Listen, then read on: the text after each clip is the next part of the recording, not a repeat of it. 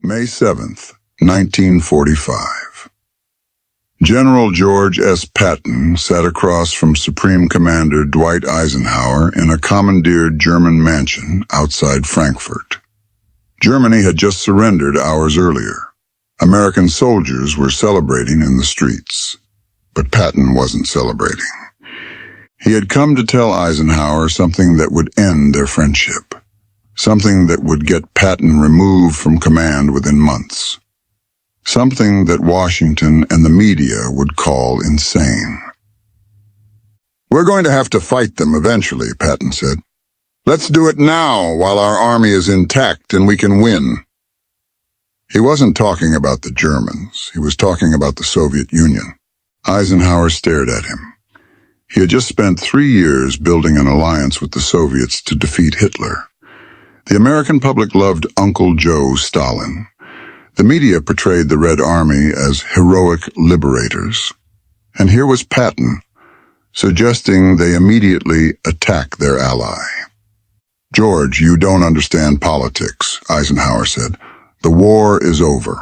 We're going home." Patton looked at his commander and realized something terrible. Eisenhower knew he was right. But Eisenhower wasn't going to do anything about it. What followed was one of the most consequential silences in American military history. Patton had identified the Soviet threat before anyone in Washington would admit it existed. He had proposed a military solution while the Red Army was exhausted and American forces were at peak strength. And he was ignored by politicians and generals who cared more about public opinion than strategic reality. Patton's Third Army had driven deeper into Germany than any other Allied force.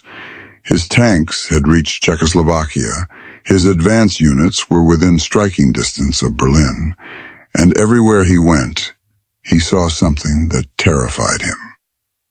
The Red Army. Soviet forces were occupying Eastern Europe with brutality that shocked even hardened American combat veterans.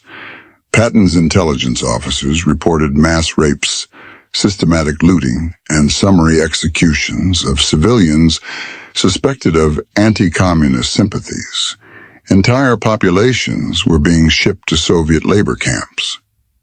In April 1945, Patton wrote to his wife Beatrice, "I have no particular desire to understand them except to ascertain how much lead or iron it takes to kill them. The Russians give me the impression of something that is to be feared in future world political reorganization." He was seeing what Washington diplomats refused to see. The Soviet Union wasn't a temporary ally against Hitler. It was a totalitarian empire, expanding westward while American politicians naively believed Stalin would honor agreements about free elections and democratic governance. Patton met with liberated American prisoners of war who had been held by the Soviets. They described treatment worse than what the Germans had given them. Soviet soldiers had stolen their watches, boots, and rations. Officers who protested were beaten or shot. The reports kept coming. Soviet forces were dismantling German factories and shipping entire industrial plants back to Russia. They were installing communist puppet governments in Poland, Romania, Hungary, and Bulgaria. They were arresting and executing anti-communist resistance fighters who had spent years fighting the Nazis. By May 1945, Patton had developed a detailed plan. It wasn't just angry rhetoric from a frustrated general. It was a legitimate military strategy based on real intelligence about Soviet capabilities and weaknesses. Patton's assessment was straightforward. The Red Army had just lost 27 million people defeating Germany. Soviet forces in Eastern Europe were exhausted, overextended, and living off captured supplies. Their supply lines stretched back thousands of miles to Russia. American forces, by contrast, were at peak strength with complete air superiority and intact supply lines. "We could beat the Russians in 6 weeks," Patton told Undersecretary of War Robert Patterson in May 1945. The Soviet Union had no strategic bombing capability. The Red Army had minimal anti-aircraft defenses. American air power alone could cripple Soviet logistics. Soviet tank production was impressive, but the tanks were mechanically unreliable after 4 years of continuous warfare. American M4 Shermans weren't as heavily armored, but they were reliable and available in overwhelming numbers. Most importantly, Patton argued, the Red Army's morale was fragile. Soviet soldiers had been told they were fighting to liberate their homeland. Many had no interest in occupying Eastern Europe permanently. If American forces pushed east, Patton believed significant numbers would surrender or desert. "We can arm the Germans," Patton proposed. "There are hundreds of thousands of Wehrmacht soldiers who would rather fight the Russians than go to POW camps." This suggestion horrified Washington. The United States had just spent 4 years defeating Germany, but Patton's logic was brutal and clear. German soldiers hated and feared the Soviets more than they hated Americans. "I would rather have a German division on my side than a Soviet one," Patton wrote. This comment would be leaked to the press within weeks. Eisenhower had military reasons for rejecting Patton's plan. The American public wanted their sons home. Congress was already demanding rapid demobilization. Logistically, American forces were positioned to occupy Germany, not to push east into Poland. But these weren't the real reasons Eisenhower rejected Patton's proposal. The real reasons were political. President Truman had just taken office and was continuing Roosevelt's policy of cooperation with Stalin. The Yalta Conference had established the framework for post-war Europe. Eisenhower knew that proposing an attack on the Soviet Union would be political suicide. He would be accused of warmongering, of risking World War III, of betraying the alliance. The media would destroy him. Washington would remove him from command. More personally, Eisenhower liked being the hero. He had just won the war in Europe. Newspapers called him the greatest military commander since Grant. He was being discussed as a potential presidential candidate. Why risk that reputation? Eisenhower also believed in the diplomatic solution. He thought Stalin could be negotiated with, that the Soviet Union would moderate once post-war tensions eased. He believed the United Nations could manage disputes between the superpowers. This was the fundamental difference between Eisenhower and Patton. Eisenhower believed in institutions, diplomacy, and political process.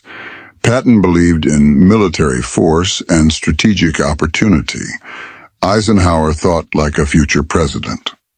Patton thought like a warrior. "George sees the world as a battlefield," Eisenhower told his chief of staff. "He doesn't understand that we have to live with these people." Patton wasn't alone in his assessment. Winston Churchill had reached the same conclusion.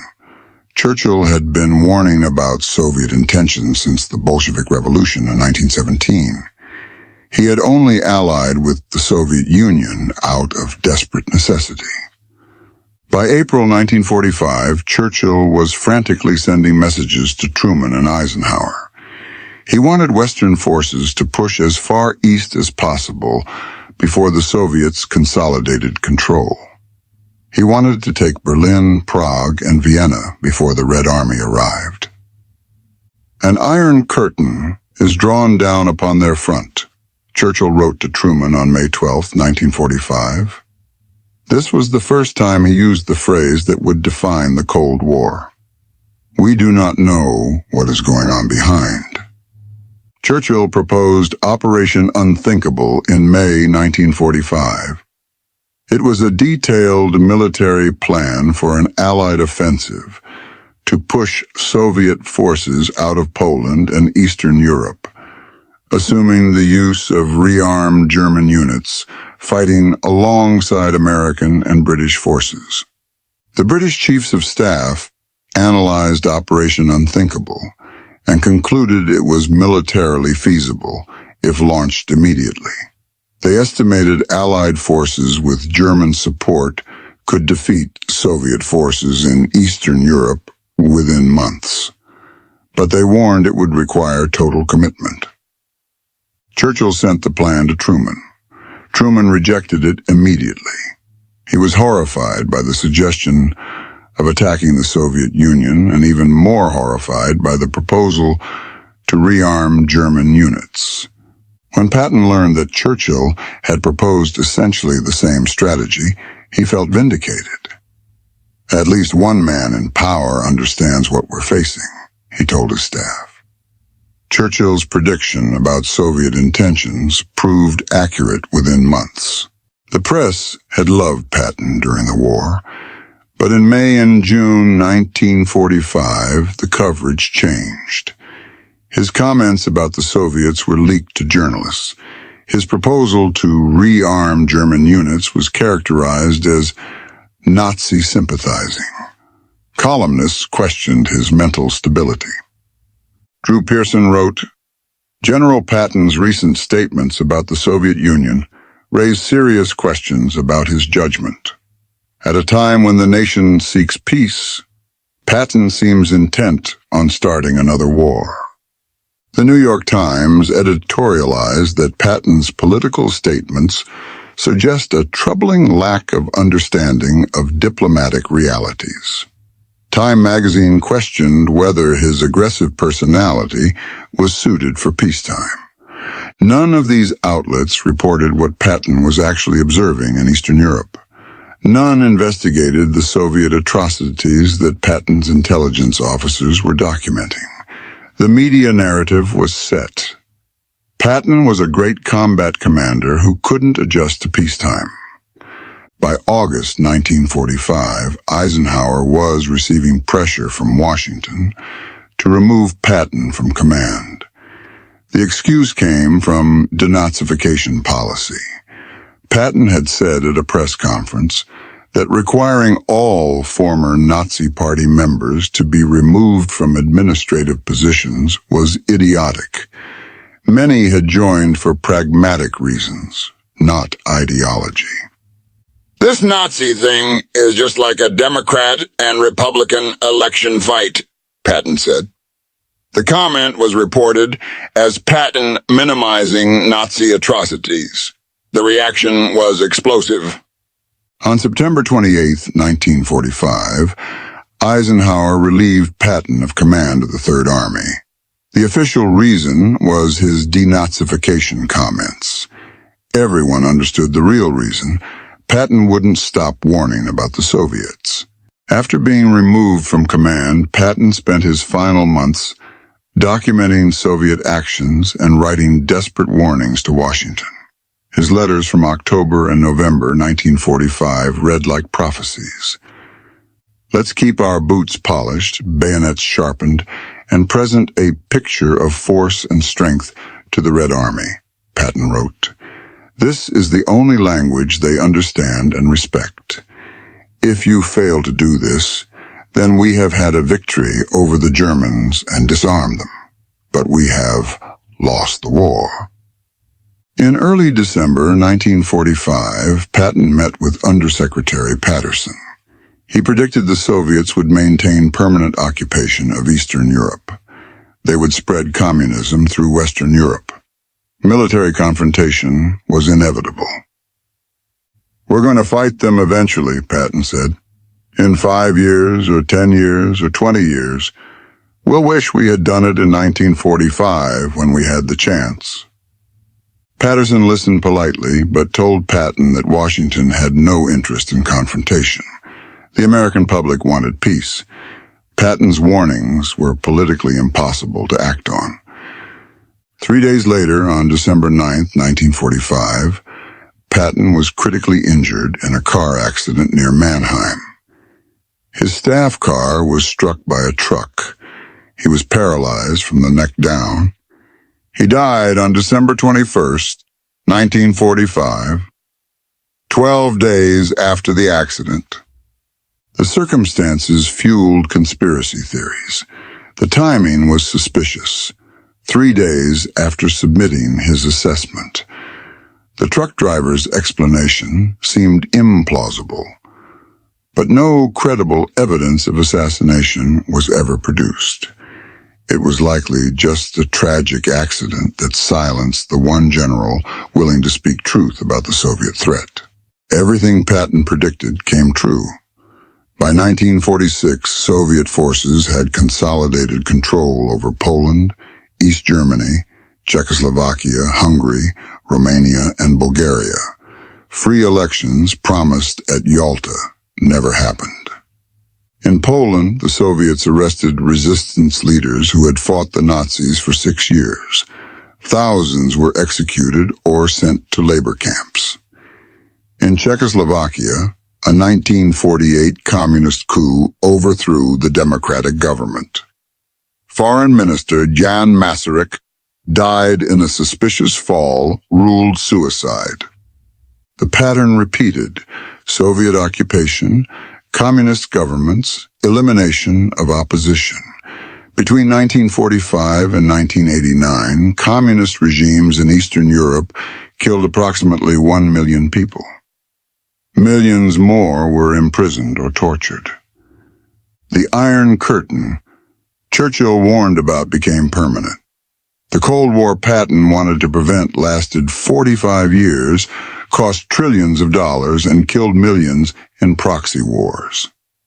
By 1949, the Soviets had atomic weapons.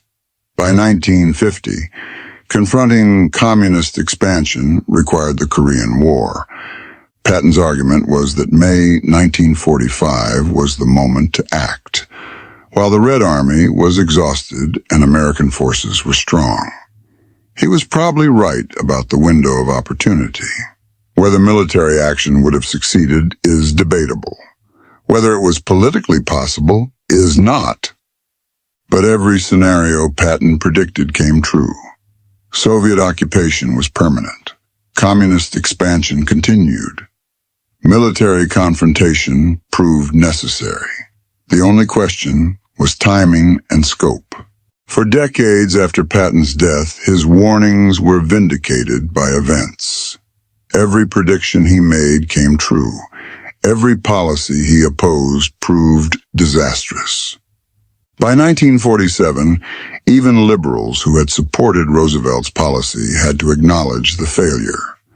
George Kennan's long telegram described Soviet expansionism in terms that echoed Patton's 1945 warnings. The Truman Doctrine committed the United States to containing Soviet expansion. But containment meant accepting Soviet control of Eastern Europe as permanent. It meant fighting limited wars in Korea and Vietnam.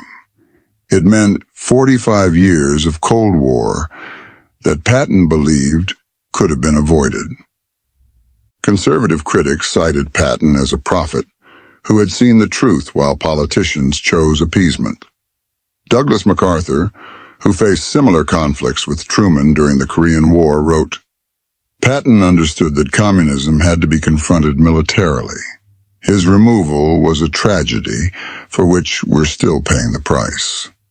Ronald Reagan cited Patton's warnings during his 1980 presidential campaign.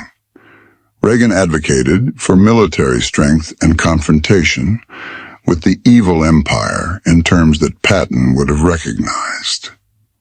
When the Berlin Wall fell in 1989 and the Soviet Union collapsed in 1991, conservatives argued that Reagan's policy of strength rather than accommodation had vindicated Patton's 1945 assessment. If Patton had been listened to, Eastern Europe might have been liberated 45 years earlier. Patton identified the Soviet threat before most American leaders would acknowledge it. He proposed a military solution when one was possible, and he was silenced for having the courage to speak uncomfortable truths. The question of whether Patton was right in 1945 isn't just historical curiosity. It speaks to fundamental questions about American strategy that remain relevant today. When does the United States confront emerging threats militarily rather than diplomatically? Should generals advocate for what they believe is strategically necessary, even if it's politically impossible? These questions arose with Patton in 1945 and recur in every generation. After September 11th, debates about confronting terrorism echoed the Patton debate. Should the United States use military force preemptively or wait for threats to materialize? With China's rise, similar questions emerge. Should America confront Chinese expansion now while power is relatively greater? Patton's 1945 warnings resonate because they represent the warrior's perspective that threats should be destroyed when vulnerable rather than managed until dangerous. This perspective is perpetually in tension with the diplomat's view that most conflicts can be resolved through negotiation. Patton's removal from command could be seen as the system working. A general who wouldn't accept civilian authority was removed, or it could be seen as the system failing. A general who correctly identified a strategic threat was silenced for political reasons.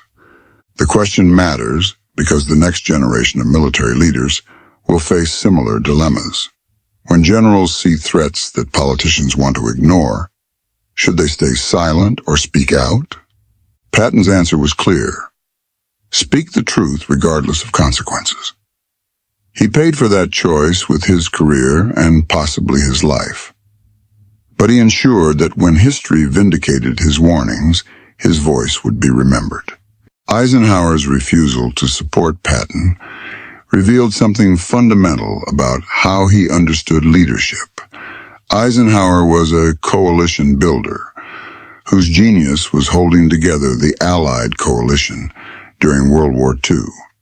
But this made him psychologically incapable of accepting Patton's argument. Patton was saying the coalition Eisenhower had built was worthless because one member was an enemy. This contradicted everything Eisenhower had invested his career in. Eisenhower also liked being liked. Patton's proposal would have made Eisenhower the face of confrontation with the Soviet Union, destroying his reputation as a uniter and peacemaker. By 1945, both parties were discussing Eisenhower as a potential presidential candidate. Supporting an attack on the Soviets would have been political suicide. The American public in 1945 was exhausted from war. Starting another war would have been massively unpopular. The media would have destroyed Eisenhower for starting World War III. So Eisenhower chose the politically safe path. He rejected Patton's warnings, removed him when he wouldn't stop talking, and pursued cooperation with Stalin. It was understandable from a political perspective. It was disastrous from a strategic perspective. Eisenhower later expressed regret about not taking the Soviet threat more seriously, but he never admitted that Patton had been right to propose immediate military action. He maintained it was politically impossible and strategically risky. This was Eisenhower's limitation. He was brilliant at managing coalitions and understanding political reality. But he couldn't see beyond immediate political constraints to long-term strategic consequences. Patton could. He didn't care about political reality or his post-war career. He cared about destroying America's enemies while the opportunity existed. George S. Patton died on December 21st, 1945, at age 60, paralyzed in a hospital bed. He was buried at the American Cemetery in Luxembourg alongside soldiers of the Third Army. He had requested to be buried among his soldiers. In death, Patton became a symbol. To conservatives, he represented the warrior who saw threats clearly and advocated strength over appeasement. To liberals, he represented the dangerous militarist who preferred war to diplomacy. To the public, he remained the brilliant tank commander who helped win World War II. The question of whether Patton was right about the Soviet Union was answered by subsequent events. Everything he predicted came true. Soviet occupation of Eastern Europe, communist expansion globally, the Cold War that lasted decades, the millions who died under communist tyranny. Whether his proposed solution would have worked is unknowable. Whether it should have been attempted is debatable. But that he correctly identified the threat before most American leaders would acknowledge it is undeniable. Patton's tragedy was being right at the wrong moment. He saw in 1945 what others wouldn't acknowledge until 1947 or later. He proposed action when it might have succeeded. He was silenced before he could be vindicated. He died before he could say, "I told you so." The generation of American leaders who rejected Patton's warnings went on to fight the Cold War he had wanted to prevent. They spent 45 years and trillions of dollars containing Soviet power that might have been broken in 1945. Whether they made the right choice is a question each observer must answer. But that they made a choice with enormous consequences is undeniable. Patton's voice echoes across the decades as a reminder that sometimes the prophet is dismissed, the truth-teller is silenced, and the warrior who sees clearly is removed from command by politicians who prefer comfortable lies to uncomfortable truths. The lesson isn't necessarily that the United States should have attacked the Soviet Union. The lesson is that strategic threats should be confronted when vulnerable rather than managed until dangerous. That political constraints should inform but not determine military strategy. And that generals who tell the truth should be heard even when their message is unwelcome. These lessons were learned at enormous cost over the next half-century. They may need to be learned again.